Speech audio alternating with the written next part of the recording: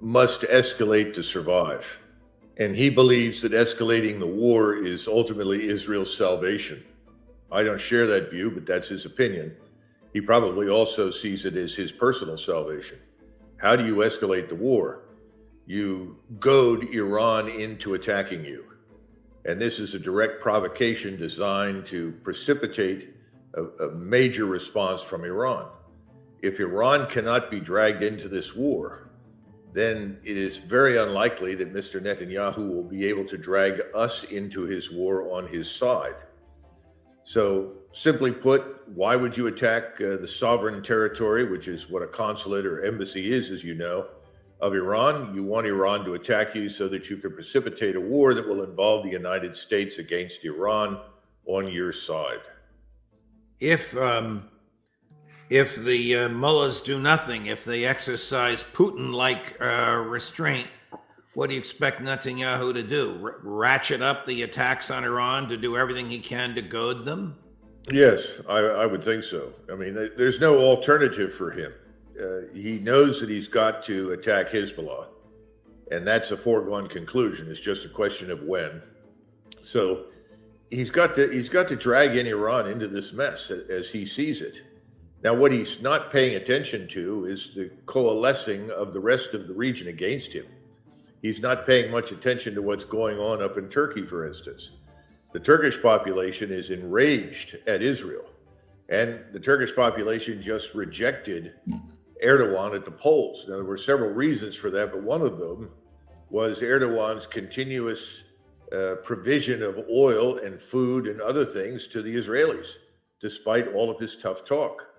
And the Turks really want to go after the Israelis. They want action against them. And the Arabs are looking at the Turks as their leaders because they are the one Sunni Muslim power with real military capability that could defeat Israel, because they know that the neighbors cannot. If Iran attacks Israel, if Iran engages in a war for Israel, that's not a pinprick tit for tat, but a serious war, wouldn't you expect Russia to come to Iran's side? And wouldn't this effectively, thank you, Prime Minister Netanyahu, commence a regional war, almost World War III? Well, I think that's true. And, I've been saying that for a long time, and people don't seem to understand or grasp it. You have the failed war that Washington's been waging in Ukraine. Ukraine is destroyed, and we continue to provoke Russia at every opportunity. I think they're talking about stealing $300 billion Russian funds and turning this over to the Ukrainians. The fools on the Hill want to do this. This kind of behavior makes it inevitable that if we become involved in a conflict with Iran, that the Russians will come to the aid of Iran. There's no question about it. They've deployed forces down into the Red Sea. Their submarines are already in the Indian Ocean and the Red Sea, and they have forces in the Mediterranean. So it's a foregone conclusion that if Mr. Netanyahu is successful and we are dragged into this, we will end up fighting with the Russians directly. Talk to me about the rage that you mentioned a few minutes ago, Colonel.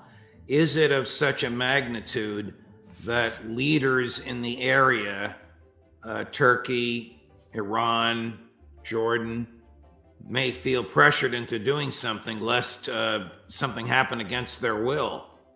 Oh, absolutely. This is already true in Egypt and Jordan. And I would argue Saudi Arabia, the Emirates are all under pressure. The elites in the region are under tremendous pressure.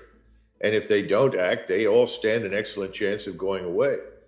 General Sisi has tried, as many others, to be on both sides of the fence. On the one hand, he's tried to speak out against what the Israelis are doing, but he's had to renegotiate his enormous national sovereign debt. He's needed our support for that. He wants to keep the United States on side. How much longer that goes on is hard to tell, because the Russians and the Chinese may well step in and offer to help him, which would then grant him some freedom of maneuver vis-a-vis Israel. Then you have the Jordanians, and the Jordanian king is hanging on, I think, by his fingernails. He's a very competent man. He's a brilliant leader. He has negotiated the troubled waters of the region with great alacrity. I don't think he wants in any way, shape, or form to be at war with Israel, but he has over 1 million, enraged Palestinians who want to attack Israel, and I don't think he's going to have much longer to.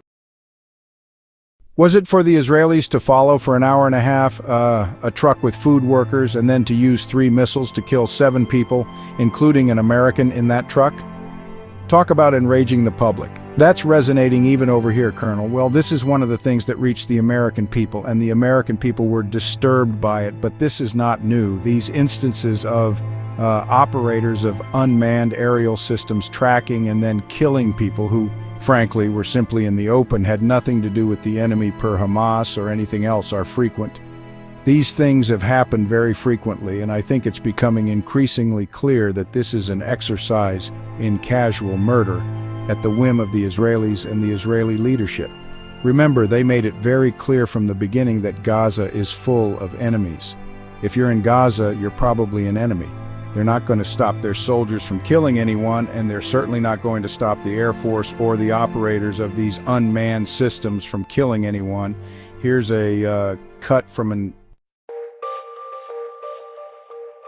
Australian television station lamenting, including a clip from Prime Minister Albanese of Australia lamenting the death, the murder of one of those 7 food workers. A direct hit from a targeted drone strike straight through the charity logo that was meant to ensure those inside were protected from harm. 3 vehicles, 7 aid workers obliterated, among them Australian Z. Franken. Hey, this is Z from World Central Kitchen. The 43-year-old's death is now the center of a new diplomatic war with Israel. This is completely unacceptable. Prime Minister Anthony Albanese, in a 20-minute early morning call with his Israeli counterpart, expressed Australia's anger and concern at the death of Z. Franken. The killing summed up in 2 words by Foreign Minister Penny Wong: outrageous and unacceptable. Prime Minister Benjamin Netanyahu admits Israeli defense forces were responsible but claims it was unintentional. This happens in wartime. We are thoroughly looking into it. We will do everything to ensure it does not happen again. 3 of the victims were from the UK, 1 a joint US-Canadian citizen, another from Poland, and a Palestinian local driver. He was buried overnight. The missiles were launched from a Hermes 450 drone. The Israeli military telling local media they believed an armed Hamas terror suspect was with the aid workers at the time the convoy was hit as it left the charity's warehouse in Deir al-Balah after collecting more than 100 tons of food delivered to Gaza by sea. 3 precision strikes over a 2.5-kilometer stretch as they tried to outrun the drone. There's no way this was a mistake, Colonel. No matter what Netanyahu says, nobody believes him anyway. Nobody in the West. Well, I shouldn't say nobody in the West. Biden and that crowd believe him. Admiral Kirby believes him. They continue to justify what he does. Who challenges Netanyahu in the West besides people like Dennis Kucinich and you and Scott Ritter and me? Well, there's nothing more reliable than a man that can be bought with cold hard cash, right? And people need to understand that that's the case in Washington. Most of your political class is bought and paid for by the Israeli lobby. They're not going to jeopardize their positions, their income, their access under any circumstances. The other point I would make here, though, that Americans don't seem to understand, I don't think a lot of people do, he called it a war zone. Well, it is, but it isn't. It is and it isn't. First of all, Hamas does not have an integrated air defense system. Hamas is organized and they're obviously tenacious fighters, but they're not an army. They have rockets and they use them and they fire them when they can, but it's a minimum of fire support. And finally, they don't have any naval forces, so you're dealing with essentially guerrillas that, yes, they do swim inside the population, but normally we don't annihilate the entire population on the grounds that it contains a few guerrillas. That's collective punishment. We don't engage in that kind of thing. The bottom line is that this fog of war argument, it wasn't clear, we didn't know. I don't think that's legitimate in this sense at all, certainly not in this case. Remember, the Israeli troops opened fire on some of their own people who had actually escaped custody and were trying to reach them. This was very early in this entire war, and they were very trigger happy and they killed their own people. It was only when they finally got close enough to see who they were, they realized they had killed Israelis. So this is a sort of a free fire zone in the worst sense of the word. It reminds me a lot of Vietnam and some of the things that we did there, Colonel, when Netanyahu says, and he says it repeatedly, that he wants to eliminate Hamas. He said recently he thinks it can be done in a couple of weeks. Isn't Hamas an idea? Isn't it impossible for him to eliminate Hamas? Well, you know, I made that comment early on that killing an idea is much more difficult than killing people. But what this campaign has done is elevated Hamas to a level of notoriety and celebrity that it would never have otherwise had. And that's one of the reasons that I think Netanyahu, in his anger, along with the Israeli public, has said, well, then they all must pay for this. The only solution is the final solution. Eradicate this population once and for all. Hatred has taken over. Emotion has taken over. There is no rational calculus unless you want to judge plans for the annihilation of Arabs in Gaza, in the West Bank, and potentially southern Lebanon as a rational calculus. I think that's simply where we are. By the way, to get back briefly to the Iranians, I think it's important to understand that over the last 5 or 6 weeks, we've heard nothing out of these so-called Iraqi and Syrian Shiite militias. They've gone quiet. They had been attacking us. I think now, after this strike on the consulate, we're likely to see them stir once again and begin attacking us as well as the Israelis if they can do it. Do you think the Iranian government has restrained them? Yes, I think the Iranian government pleaded with them to back off. And unlike the Houthis, who are far more independent and autonomous, the Iraqi Shiite militias heeded the call for restraint. I think that restraint will now end, and they'll probably work very, very hard to attack us, and as I said, the Israelis in whatever way they can. I don't think you're going to see a deliberate counterstrike from Iranian soil because, again, the Iranians don't want a war. This is a thing that has to be understood. Nobody in the region except the Israelis and the United States are enthusiastic about the war. If the Iranians give Netanyahu his war, how powerful is the Iranian military and how modern is its arsenal of offensive weaponry? Well, remember, the Iranian army, the ground force, is very small, and the Republican or Revolutionary Guard Corps is really a special operations and special forces element. They go out and work with the various Shiite groups and organizations they've helped to train and equip. These Shiite militias, but they're not really capable of taking the field against the Israeli Defense Force, and frankly, it's too far away.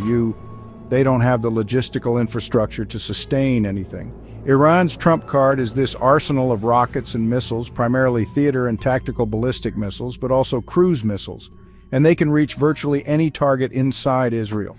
And if they were to attack, I think they would unleash everything, because once you begin trading missile strikes, restraint doesn't make any sense. You end up in a position where you either use it or you lose it.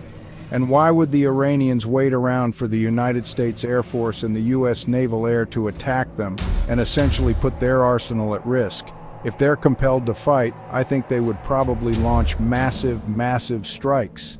Now, the other thing is that they're well prepared. They have dispersed a lot of their capabilities. They have dispersed command and control. Even if we destroy much of the command and control, it will still persist. It's very redundant, and so I think it could turn into a long war. The people, of course, who will suffer most are the Israelis at home and the Iranians inside Iran, because Iran's a desert country. I'm sure they will attack water supplies, water purification plants, water distribution points, energy distribution, this sort of thing, and that will have a catastrophic effect on the Iranian populace. That's something the Iranian leadership doesn't want, and as a result, they've been very careful at this point to restrain their own forces from attacking. But, you know, that could end quickly depending upon next moves by Israel. Let me make a 10-minute video on this topic.